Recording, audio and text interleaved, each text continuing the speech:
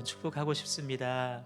이 자리에 여러분들이 어떤 모습으로, 어떤 형편으로, 어떤 마음으로 나오셨다 하더라도요, 하나님의 거룩하심으로 채워지시고, 우리 예수님의 권세와 권능과 능력으로 채워지시고, 성령님의 다함이 없는 생수로 공급받으셔서 차고 넘치는 풍성한 열매 거두어 가시는 저 여러분 꼭 되시기를 주님의 이름으로 축복합니다.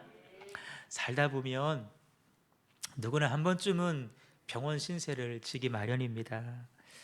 저도 금년에 이제 나이가 50 됐는데요. 드디어 이제 50 됐습니다. 처음 병원 신세 한번 제대로 졌습니다.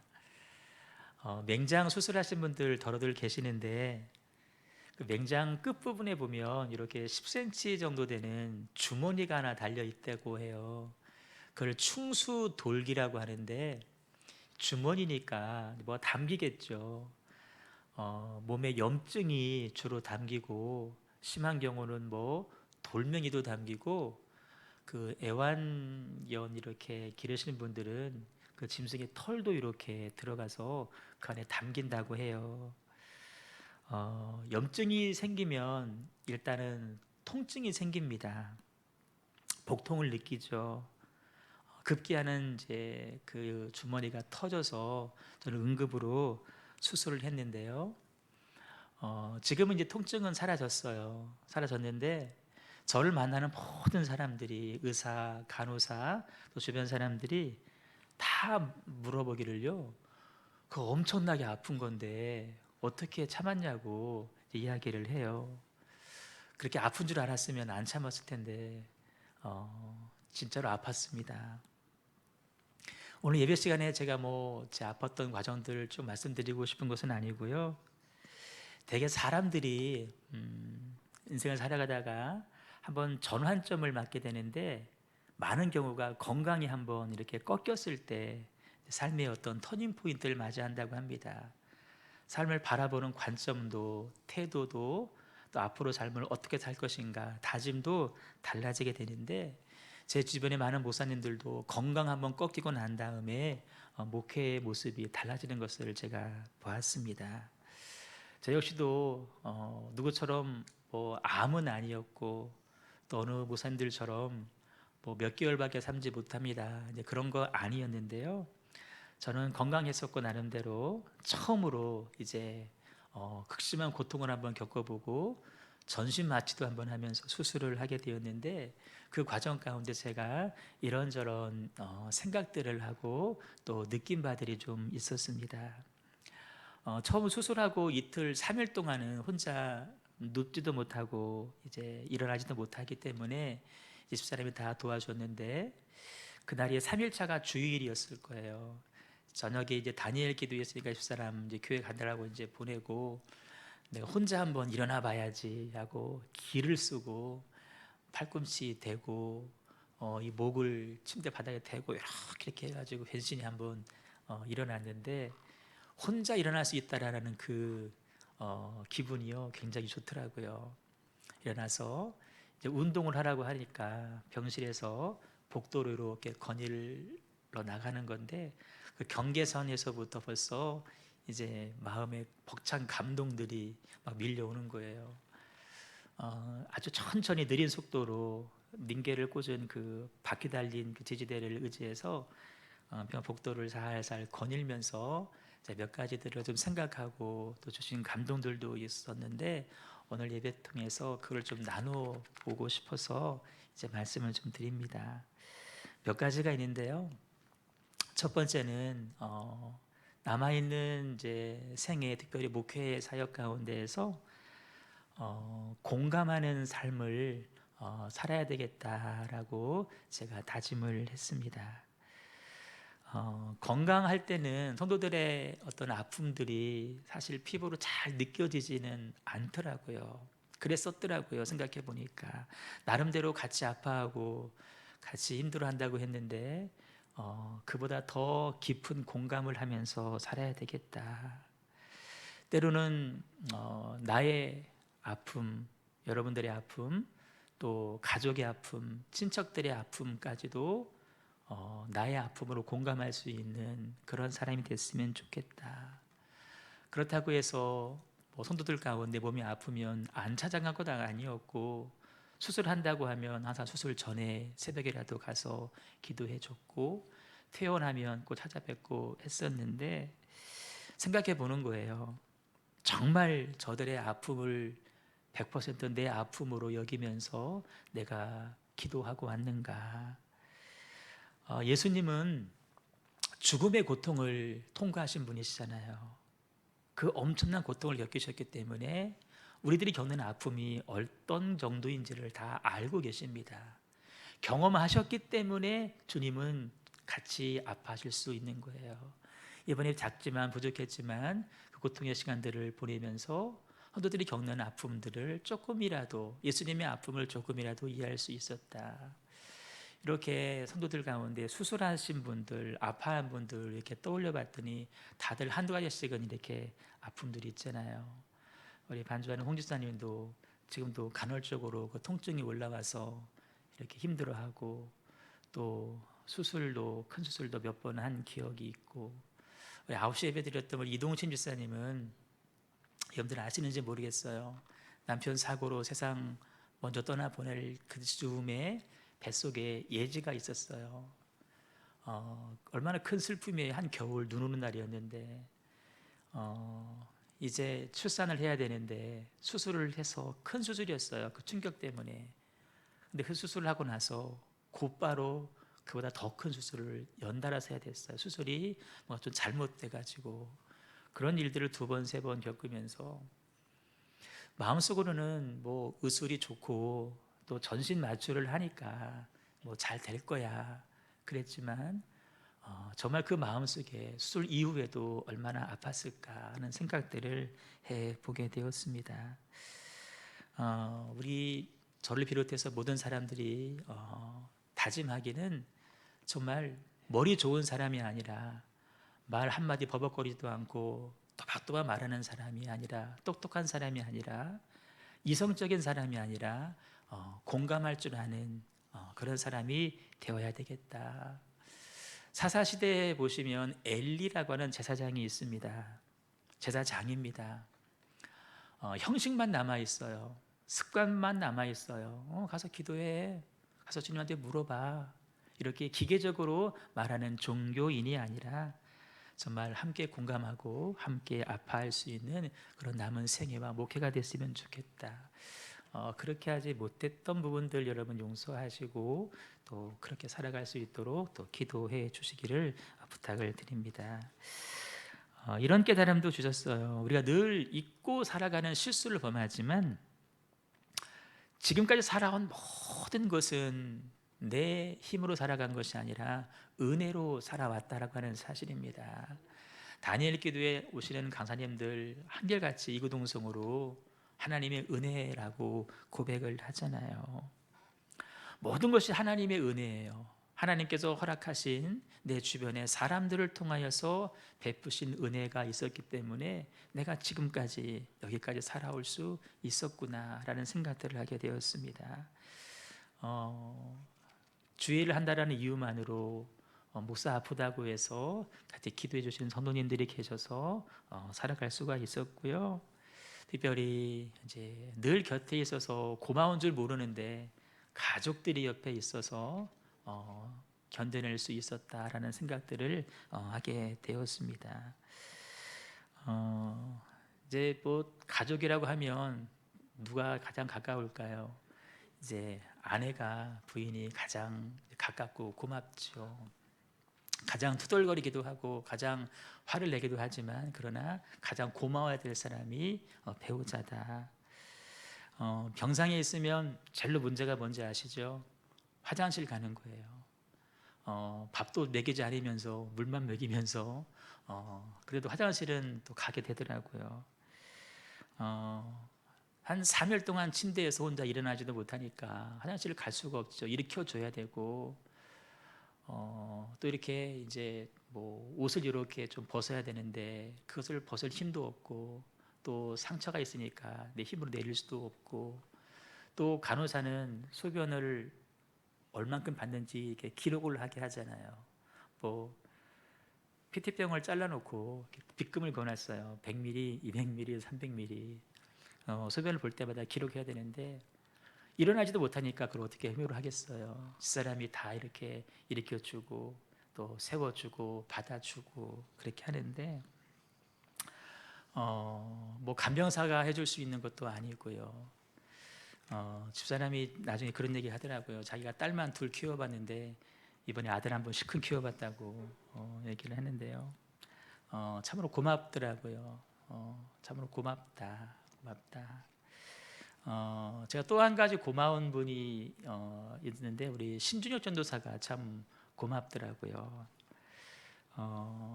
다른 게 고마운 것이 아니라 제가 금요일 날 제가 이제 낮에 처음 그 아픈 얘기를 집사님 전달하면서 주일 설교를 좀 해야 될 것 같다라고 할 때 이틀밖에 남지 않았는데 주일 설교를 하겠다고 이렇게 받아서 설교를 할 수 있을 만큼 일단 많이 성장해 준 것이 참으로 고마웠어요.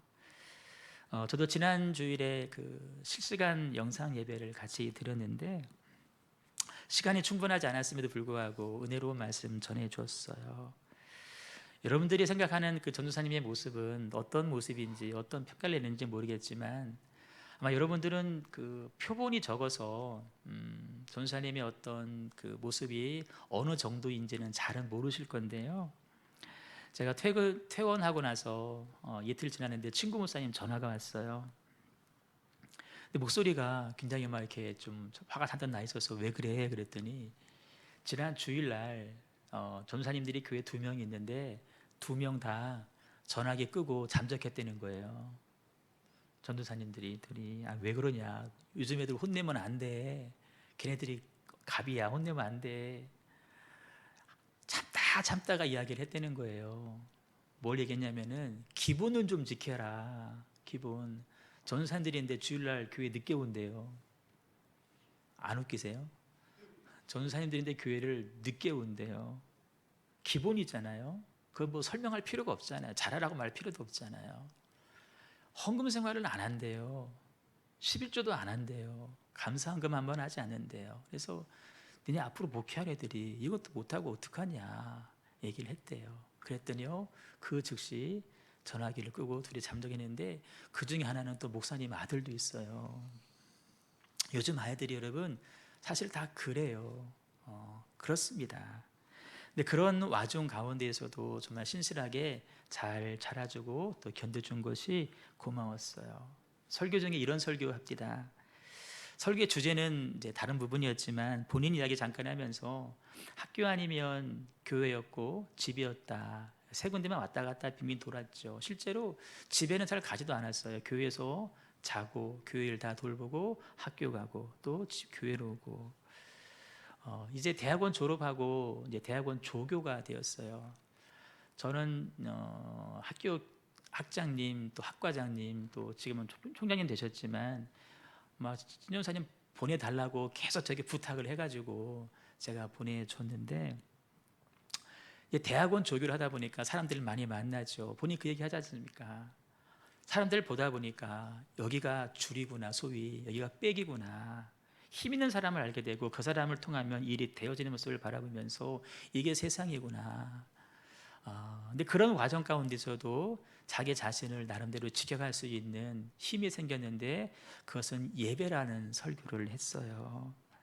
그 말을 들으면서 제가 쭉 지켜봐 왔으니까 중3 때부터 데리고 심부름 시키면서부터 길러왔으니까 저는 알아요. 저도 그런 경우를 했습니다. 고등학교 졸업하고 신학교에 딱 가면은요 소위 우리 안에 겉멋이 듭니다. 신학생이라고 하는 겉멋. 1년쯤 지나고 다른 교회를 가게 되면 또 그 교회에서 전도사님이라고 불러줘요. 어깨 힘 잔뜩 들어가요. 또 한 달 지나면 또 사례비라고 해서 이렇게 돈을 좀 줘요. 그거 생기면 또 갖고 싶은 것도 사기도 하고 뭐 먹기도 하고 이렇게 해요. 그러면서 점점 이제 그 안에 은혜는 사라지고 세상적인 겉멋이 들어가게 돼요. 저도 사실 그렇게 했었거든요. 전사님도 그러고 싶었던 마음들이 몇 차례 있었어요. 저한테 목사님 저 다른 교회 한번 가서 해보고 싶다고. 근데 제가 이런저런 이유와 핑계를 대면서 허락하지를 않았고 데리고 있었어요. 왜냐하면 나름대로 그 자기 안에 기준이 생기고 그 기준을 지켜갈 만한 힘이 있어야 되는데 지금 가면 그 기준이 낮아지고 그래서 지킬 만한 힘이 생기지를 않는 거예요. 그래서 다른 아이들은 뭐 학부 2학년 때부터 전도사님 그러는데 대학원 군대 갔다 와서도 4년을 졸업할 때까지 제가 전도사란 타이틀을 붙여주지 않았어요. 우리 교회에서는 간사라 그랬어요. 교만해질까 봐. 대학원 들어가서야 전도사님 호칭을 붙여줬죠. 그런 일들을 다 본인이 감수했어요. 다 받았어요. 다 인내했어요. 교회 안에서 크다가 많은 일들도 있었지만 그걸 다 견뎌냈고 그것이 훈련의 과정이었는데 그래서 어디 가도 이제 칭찬을 받게 되었죠. 이제 그걸 쭉 보면서 아, 고맙다. 내가 낳은 자식은 아니지만 믿음 안에 잘 커주고 견뎌준 것이 고맙고 또 그를 통해서 저도 우리 교회도 얻는 은혜들이 참 많이 있구나. 한편으로는 우리가 언제까지 붙잡아 둘 수는 없고 이제 결혼도 하고 나이 30이 되었는데 이제 머지않아 보내줄 때가 이제 다가오고 있다라는 생각을 또 하게 되었어요. 우리도 마찬가지예요. 세상에서 더 많은 시간 보내잖아요. 여러분들 말할 것도 없이 만나는 사람들이 다 세상 사람들이잖아요. 얼마나 많은 것들이 들어오겠어요. 보는 거, 듣는 거 다 들어오잖아요. 그런 것들을 우리는 닦아내셔야 돼요. 제거하셔야 돼요. 전사님 설교대로 교회 나와서 예배 드리는 것밖에 없어요. 그 일에 여러분 소홀히 하지 않기를 간절히 소망합니다. 내 생각과 계획이 아무리 훌륭해도요, 여러분 교회에 나와서 예배하는 삶이 최고의 삶입니다. 하나님의 은혜라는 사실을 제가 좀 더 깊이 알게 됐고요. 또 한 가지 자기 판단으로 사는 것이 얼마나 인생 가운데 어리석은 모습인지를 제가 뼈저리게 경험을 했습니다. 흔히 맹장수술 하지만 터지기 전과 이게 터지고 난 다음에 고통은요 극심한 차이가 있습니다. 많은 분들이 그걸 어떻게 참았어? 라고 묻고 또 이렇게 물어요. 아니 왜 터질 때까지 가만히 있었냐라고 이제 물어요. 왜 견디고 있었냐고. 두 가지 이유 때문에 그랬는데요. 한 가지는 목요일 금요일쯤에 입원을 해버리면 혹시 입원하라고 하면 입원해야 되는데 입원을 하면 주일날 대책이 안 쓰니까 일부러 병원을 안 가기도 했었고 두 번째 이유는 도저히 못 참다 병원 한번 가긴 갔어요. 동네 병원에 갔는데 제가 의사 선생님에게 제일 먼저 뭐라고 말했냐면은 식중독인 것 같아요 라고 제가 먼저 진찰 전에 이야기를 해버렸어요. 내 생각을 말해버린 거죠. 내 잘못된 판단을 내가 먼저 말해버린 거예요. 배가 처음 아픈 날이 수요일 오후였습니다. 수요일 날 오전 예배가 있었는데 제가 아침을 잘 안 먹다 보니까 아침 안 먹고 또 교회를 좀 돌보다 보니까 점심까지 안 먹었어요. 저녁 예배가 있으니까 집에 가서 뭐 좀 먹고 와야지 하고 4시쯤에 집에 갔는데 집사람한테 밥 좀 챙겨달라고. 근데 금방 차려줄 텐데 또 못 참잖아요. 그 사이를. 냉장고를 확 열었더니 누가 주신 그 치킨 샐러드 파리바게뜨에서 나온 게 있었어요. 사실 근데 그게 유통기한이 이틀 지난 거였어요. 근데 저도 입이 민감한 편이라 입에 넣어보면 변했거나 안 변했거나 아는데 약간 치킨이 좀 눅눅하긴 했지만 그래도 변하지는 않았어요. 맛있게 먹고 또 차려진 밥도 먹었는데요. 숟가락을 내려놓자마자 복통이 시작되는 거예요. 결론 내렸죠. 식중독이구나. 도전 예배 드리고 밤에 잠깐 또 어디 좀 다녀오고 밤새도록 정말 끙끙 앓았어요. 물론 간헐적이긴 했지만 다음날 아침에 목요일날 배를 붙잡고 병원에 가서 진찰하는데 제가 어저께 이걸 먹었는데요. 그 다음부터 아파요. 식중독인 것 같아요. 의사도 그렇게 알아들었어요. 그리고 그렇게 주사를 놓고 약을 처방을 하고 닌겔도 한 대 맞고 집에 왔는데 안 낫는 거예요. 그날 밤도 진짜 더 극심한 고통을 안게 되고 결국에는 금요일 아침에 물어물어서 응급실을 가게 되었어요.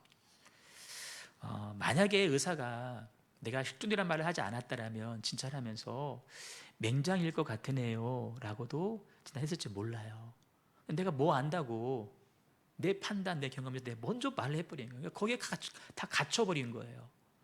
그 박스 안에 갇혀가지고 다른 거는 생각도 못하는 거예요.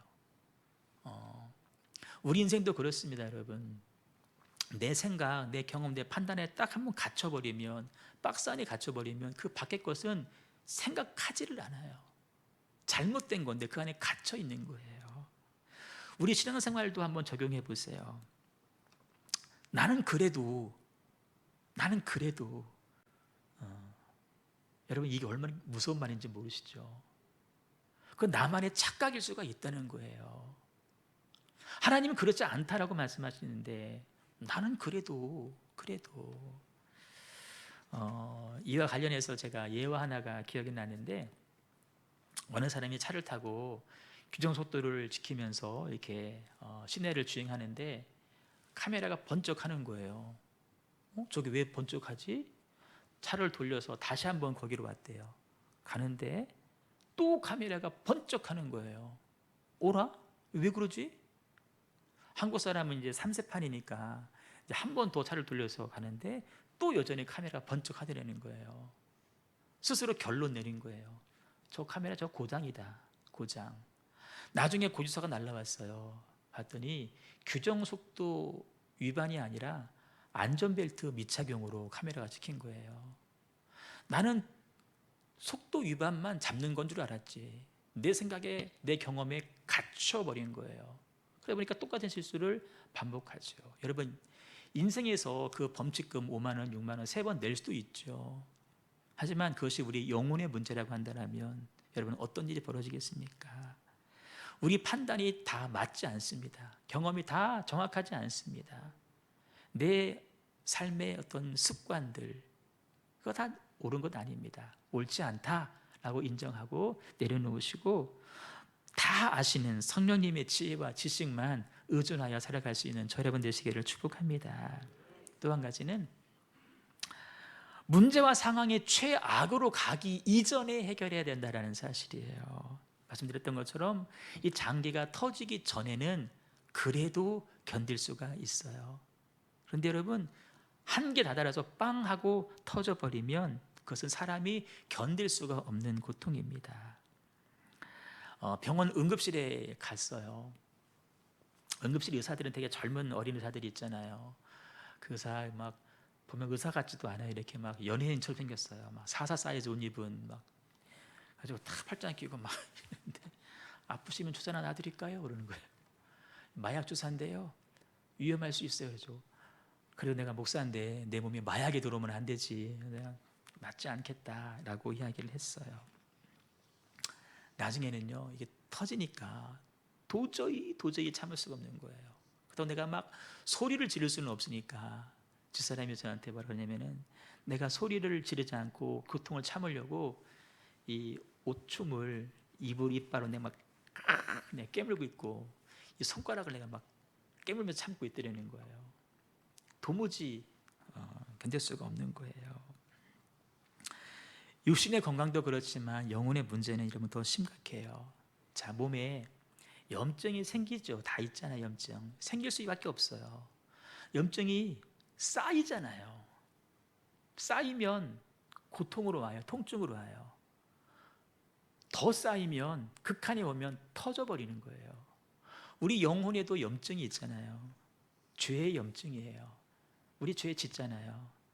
생기면 얼른 운동하고 약물 치료해서 제거해야 되는데, 회개해서 제거해야 되는데, 그 죄의 염증을 내버려 두고 또 쌓이고 견고한 진이 돼버리고 나중에는 빵 터져버리면, 여러분, 그때 오는 고통은, 그래서 바울이 디모데에게 말하기를 말세는 고통의 때다.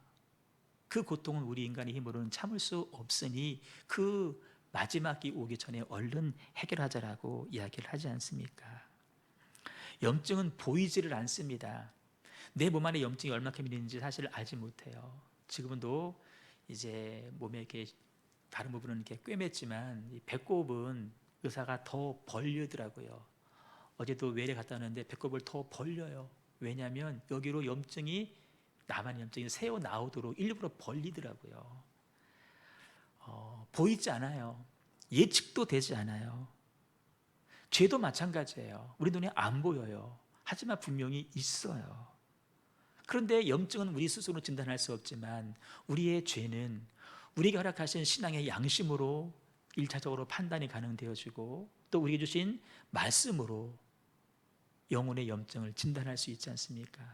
그것이 쌓이기 전에 얼른 해결하셔야 됩니다. 예수님이 이 땅에 오신 이유는 바로 이 문제를 해결하시기 위해서 이 땅에 오셨습니다.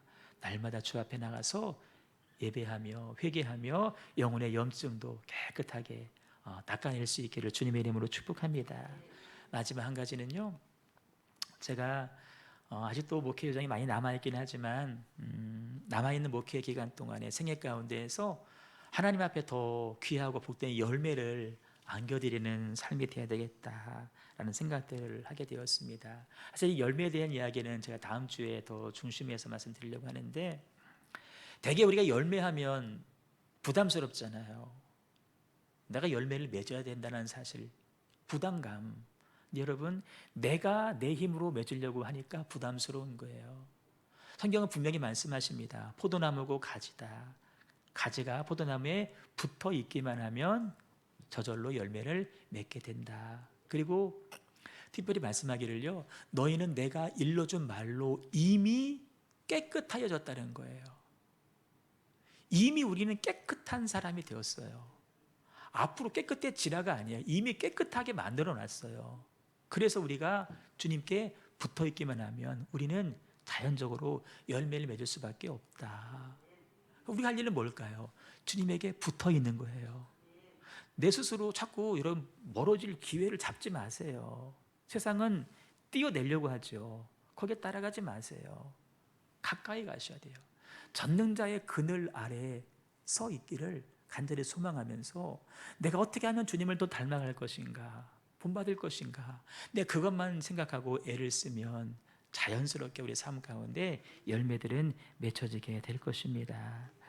예수님께서 승천하시면서 유대와 사마리아와 땅 끝까지 이르러서 주의 복음 전하라고 말씀하셨는데, 유대와 사마리아는 지명이니까 상상이 되어지지만 땅 끝은 어디일까? 바울 당시의 땅 끝은 스페인, 많은 분들이 스페인으로 갔습니다. 우리 스페인 갈 필요 없습니다. 우리들이 서 있는 그 자리가 우리들에게 허락하신 땅 끝입니다. 이 자리에서 우리가 최선 다해서 주님과 하나가 되어 살고 전능자의 그늘 아래 머물려고 애를 쓰면 이미 우리는 깨끗해졌기 때문에 우리를 통하여서도 많은 열매를 맺게 될 것입니다. 그렇게 열매를 맺는 제가 되고 여러분 될 수 있기를 주님의 이름으로 축복합니다. 우리 찬양하겠습니다. 땅 끝에서 주의 얼굴 배우리. 우리 찬양하시죠.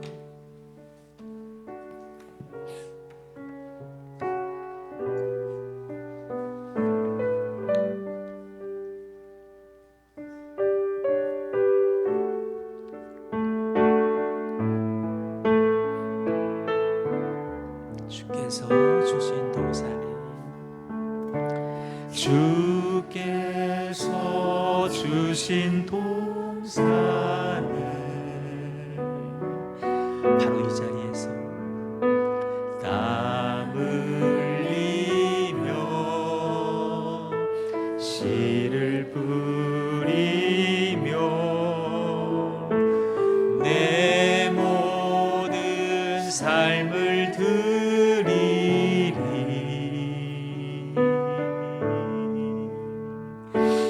날 사랑하시는 내 주님께 때론 비바람 앞을 가리고 비바람 앞을 가리고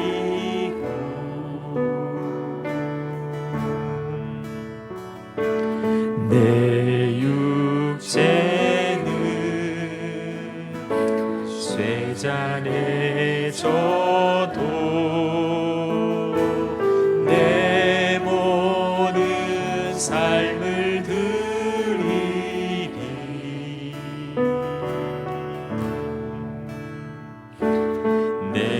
사모하는 내 주님께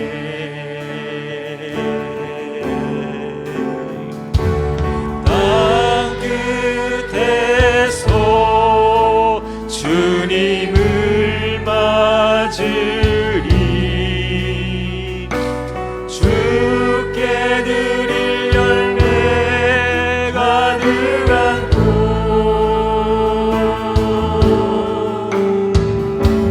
땅 끝에서 주님을 배우리 주께 드릴 노래 가득한 곳 땅의 모든 끝 찬양하라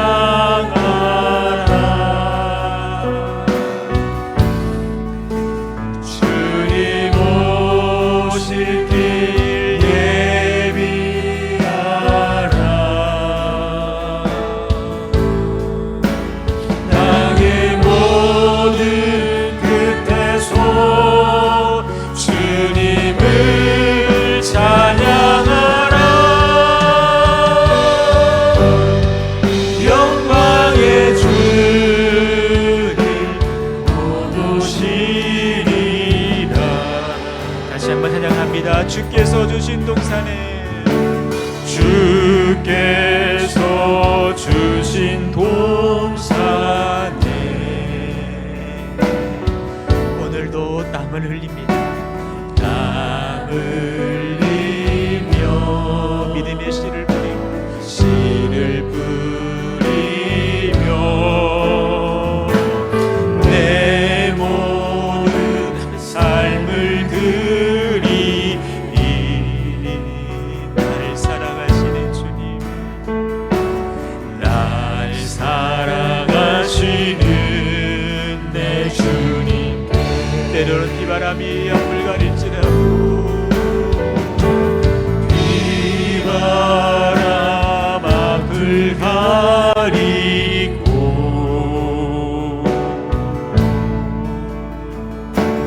내 육체는 쇠잔에 져도 내 모든 삶을 드리니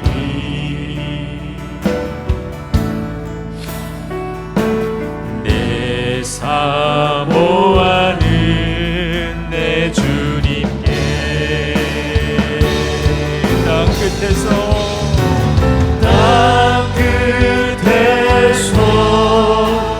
주님을 맞으리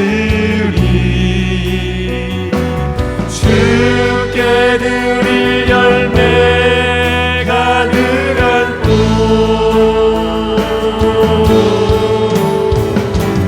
땅 끝에서 주님을 외우리 주께 드릴 노래 가득한 곳 땅의 모든 끝 찬양하라